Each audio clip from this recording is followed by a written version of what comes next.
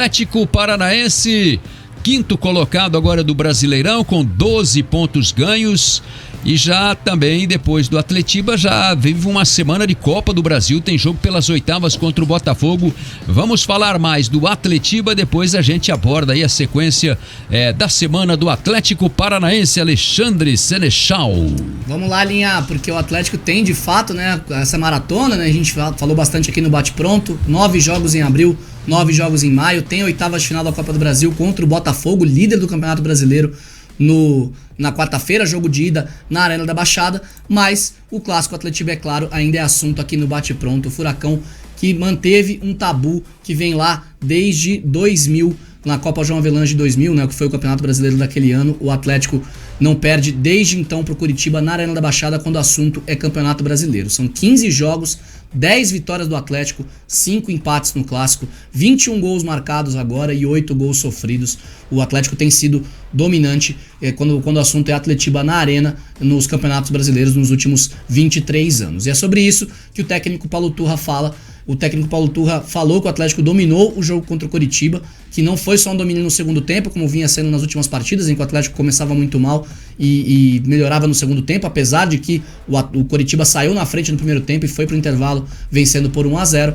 Mas o técnico Paulo Turra falou que o time teve resiliência e preferiu não elogiar os atletas que entraram na partida, e sim o grupo todo do Atlético, que conseguiu mais uma virada, a 7ª do Furacão na temporada.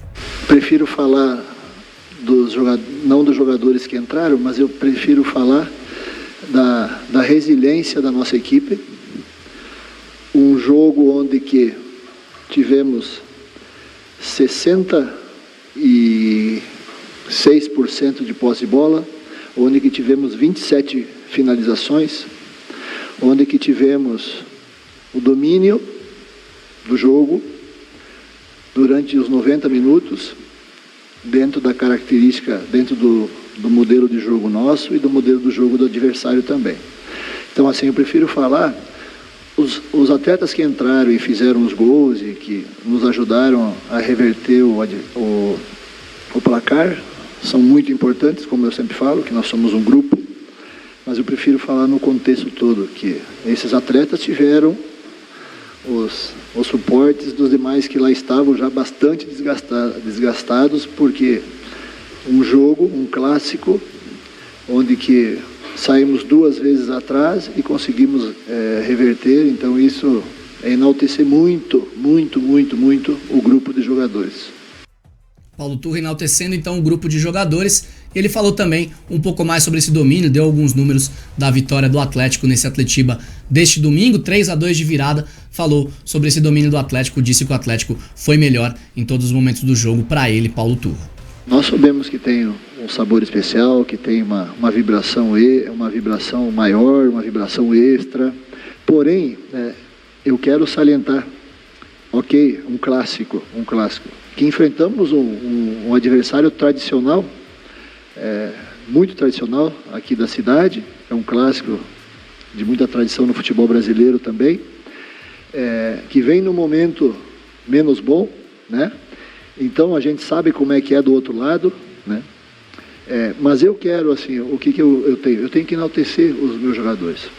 Por uma equipe que teve 66% de posse de bola, no caso nosso, aí o adversário teve 34% e nós tivemos 27 finalizações.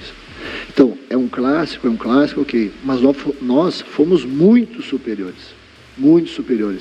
O que teve essa pimentinha, essa dose de ainda mais ser vibrante, ainda mais ser gostoso, pela circunstância que aconteceu o resultado.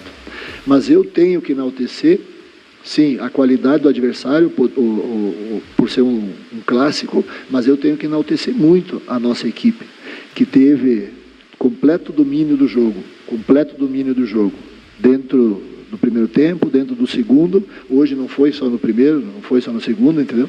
Então, assim, eu tenho que enaltecer. Mas lógico que uma vitória num clássico, e ainda mais nós estarmos em cima da tabela, eu acredito que hoje nós devemos ter ficado em quarto ou quinto, né? Perdemos no saldo de gol, perdemos no saldo de gols pro Cruzeiro, mas tem que enaltecer e lógico que tem um sabor muito especial.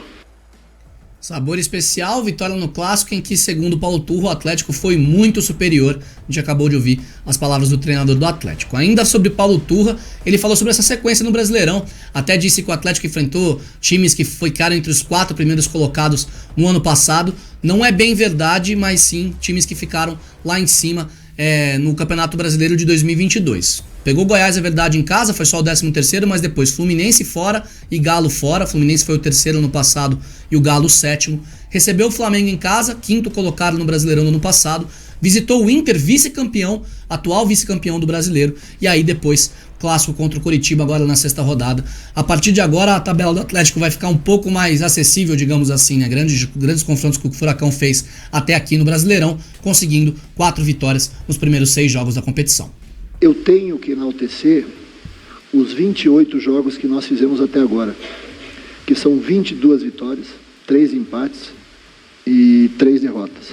Recentemente, nós viemos de uma sequência, não só essas 4 últimos jogos que nós conquistamos 4 vitórias, mas nós viemos numa sequência muito forte, onde que nos primeiros 6 jogos do Campeonato Brasileiro, nós pegamos, entre esses 6 jogos, nós pegamos 4 equipes que o ano passado ficaram entre as 4 primeiras do Campeonato Brasileiro.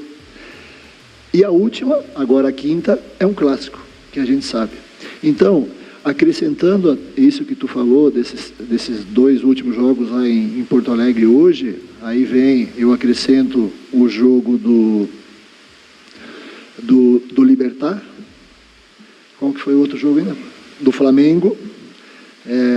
E com toda essa sequência que nós tivemos assim. Então, assim, aquilo que eu falo, quem que teve uma sequência como essa, de jogos dificílimos, com todas as equipes de topo no futebol brasileiro? Não teve nenhuma equipe. Ouvimos o Paulo Turra, agora vamos falar sobre o Agustín Canóbio, atacante uruguaio que era titular da equipe do Atlético no início do ano.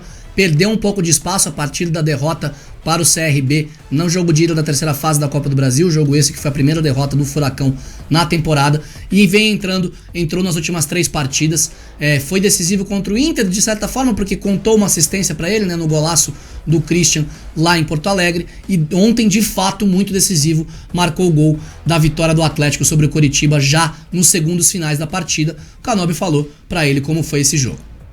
Tranquilo agora por la victoria, foi um jogo muito sofrido para toda a torcida.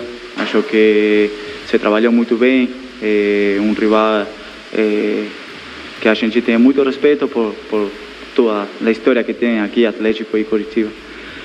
E bom, agora queda só disfrutar. Quarta temos um jogo muito importante e temos que passar a página para lograr mais coisas, que a gente tem objetivos muito grandes e para lográ-los tem que continuar trabalhando e melhorar.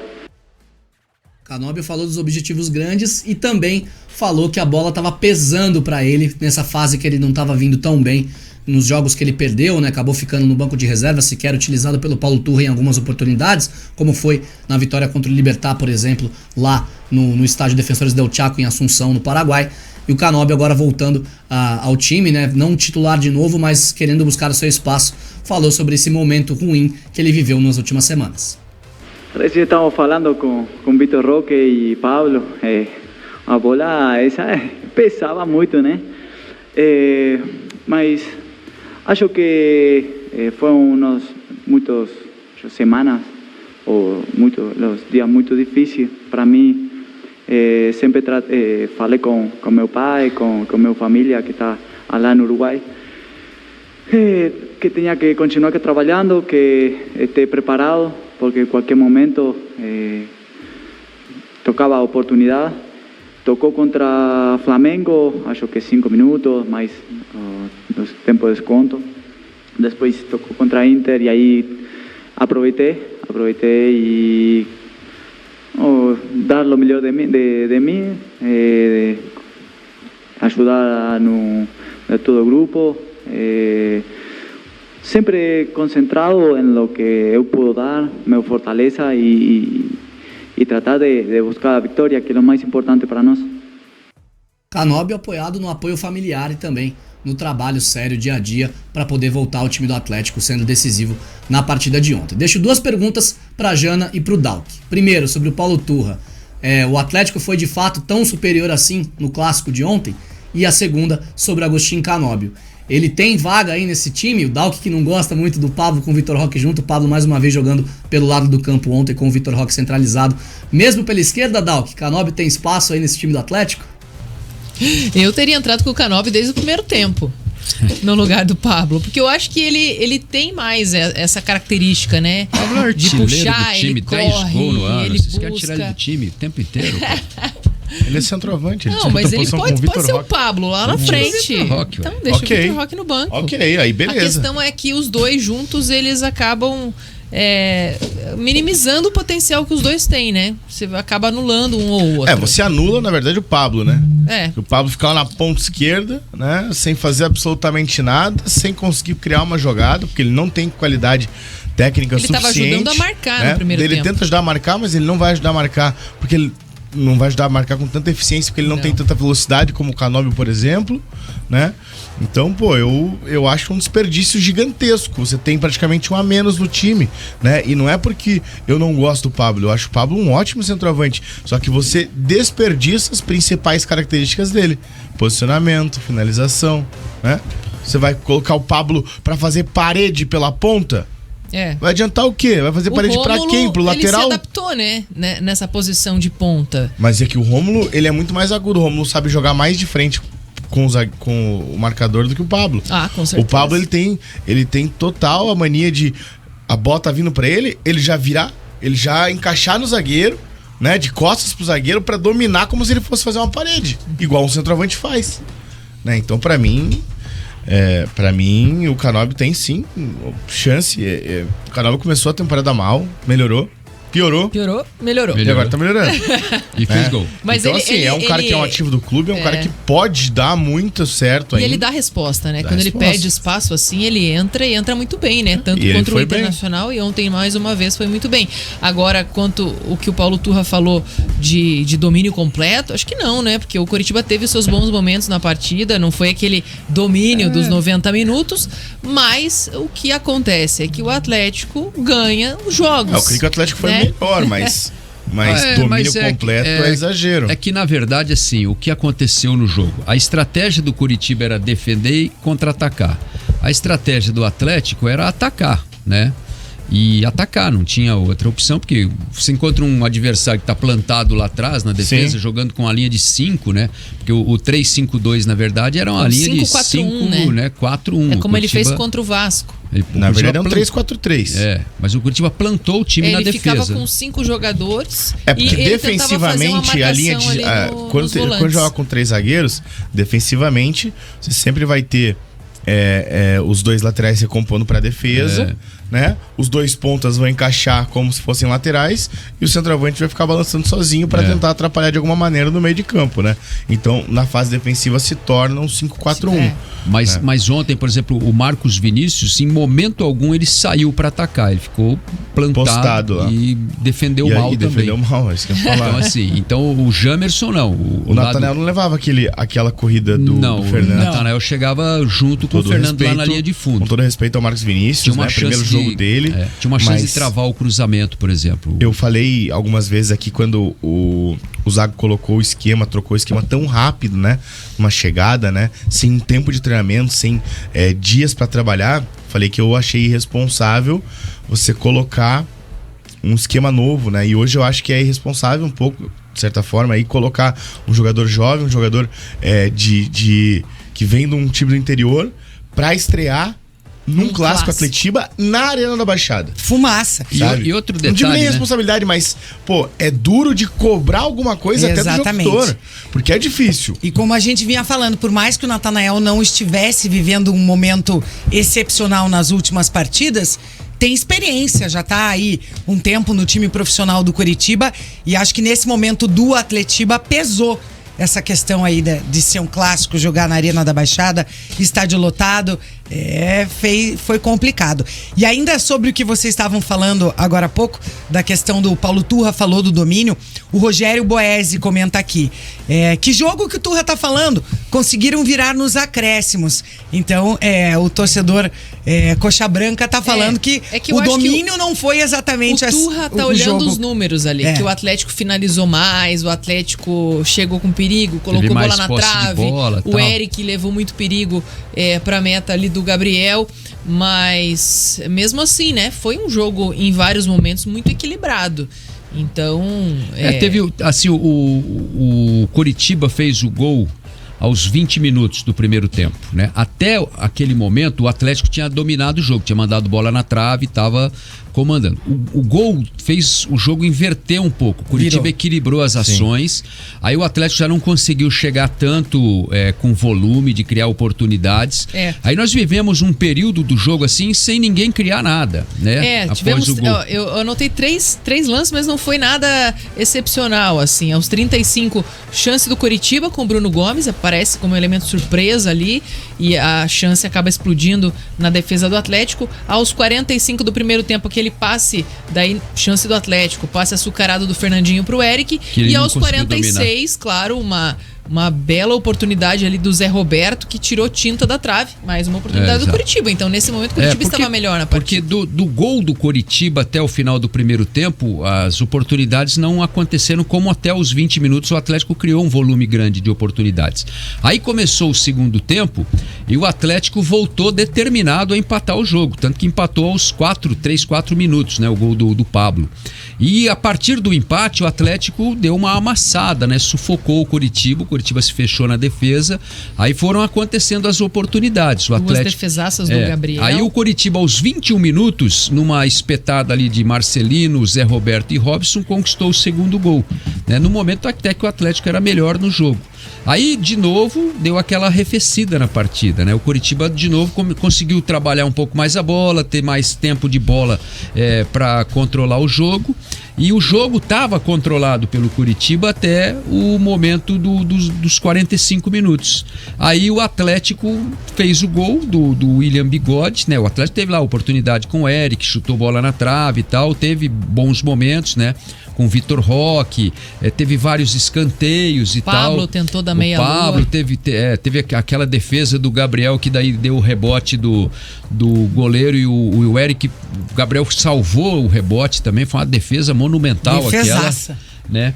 E aí o Atlético tava buscando mais porque ele tava atrás no placar, né? Ele tava procurando o gol do empate. É em posição normal, né? Natural que o Coritiba ficasse mais resguardado, né? Para tentar segurar uma vantagem que ele tinha construído. E também aos 50, depois do gol de empate do Atlético, teve aquele cruzamento do Zé Ivaldo, que de cabeça também o Eric conseguiu mandar pro gol, e o Gabriel também fez mais uma grande defesa. A gente tá, para quem tá no YouTube, né, na Jovem Pan, no Grupo RIC, temos os lances, né, os gols da partida, jogadas, enfim, e dá para perceber, né, que assim, houve chance dos dois lados, né, teve esse lance aí do Robson, isso já tava 2-1, né.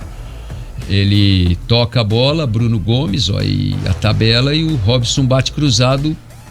O Marcelino estava muito lá para trás, né? Mas assim... Isso foi logo depois do gol do Coritiba. Aí a bola na trave do Eric, ó. Ele dá o drible no Chancellor. E foi na trave. Foi no ângulo ali, na forquilha, né? Dalgui Janaína, pergunta aqui do John, torcedor atleticano. Vocês acham que o Turra vai mexer no time pro jogo de quarta-feira? Não consigo saber, porque... E muito jogo aéreo do Atlético, né? A gente vê pelos lances aí, ó. A gente não vê treino, obviamente, mas... Sei, cara, o Turra, ele tá nessa insistência. Não. Assim como ele ficou um tempo insistindo com o Terans e Vitor Bueno. Hoje ele já parou. Agora ele tá insistindo com o Pablo e Vitor Roque. Até quando vai? Não sei, fala ali.